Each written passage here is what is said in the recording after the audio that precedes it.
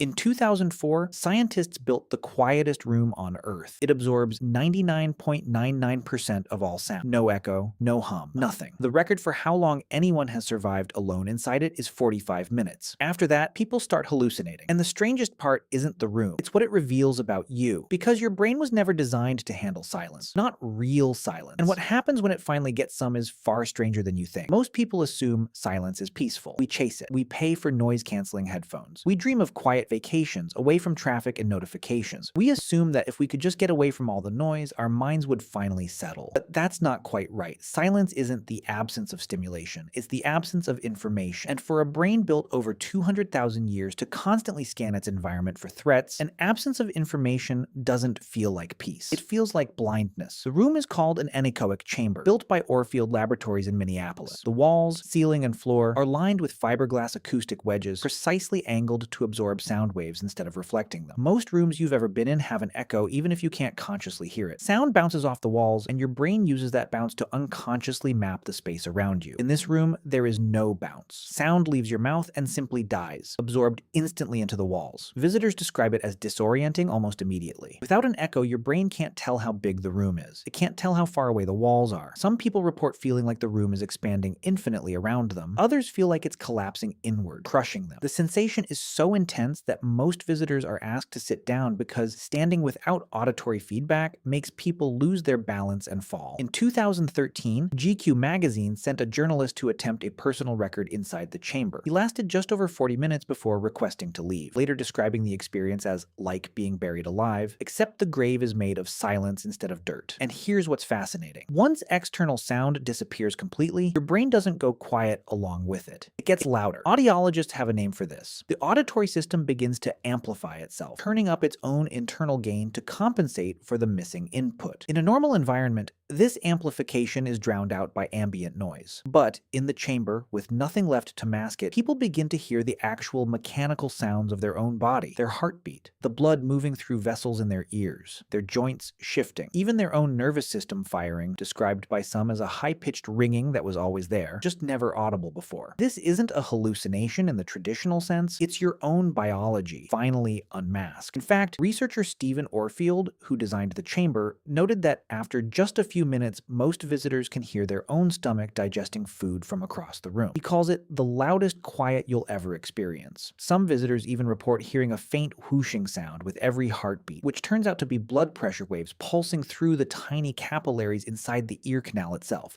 a sound that under normal circumstances is completely masked by the everyday hum of the world. But biology alone doesn't explain the panic. For that, you have to go back further than sound science, back to why humans evolved to fear silence in the first place.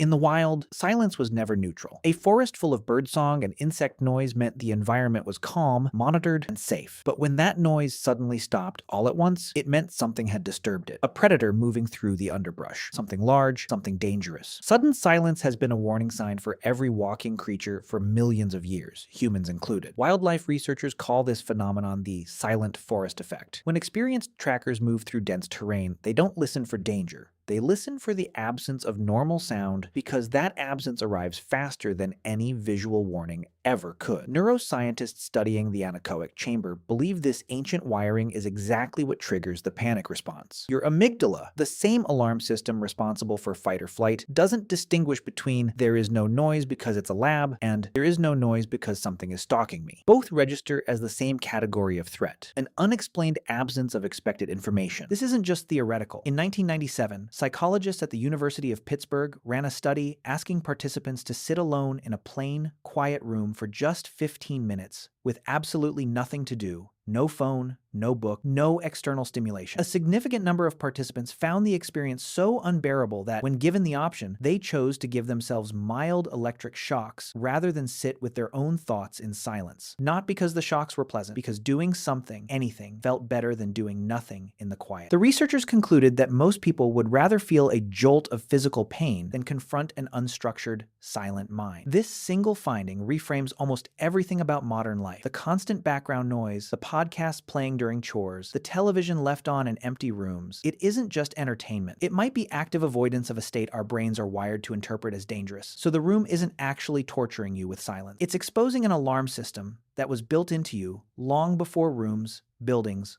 or civilization existed. This is why so few people can meditate in true silence without their mind immediately racing. It's why solitary confinement, which often includes extreme sound deprivation, is classified by some researchers as a form of psychological torture. It's why total sensory deprivation tanks, despite being marketed as relaxing, cause a small percentage of users to experience genuine panic attacks within minutes. We think we're seeking peace. What we're actually doing is removing the very static that our ancient brain uses to confirm the world is safe. Nobody has ever lasted more than 45 minutes alone in that room, not because the walls are dangerous, not because the silence itself can hurt you, but because somewhere behind all that fiberglass and sound-dampening foam, your brain is still listening for a predator that stopped existing thousands of years ago. And when it can't find one, and can't find anything at all, it starts to wonder if the silence itself is the threat. Maybe that's the real reason silence has always made us uneasy. It's not empty, it's just waiting.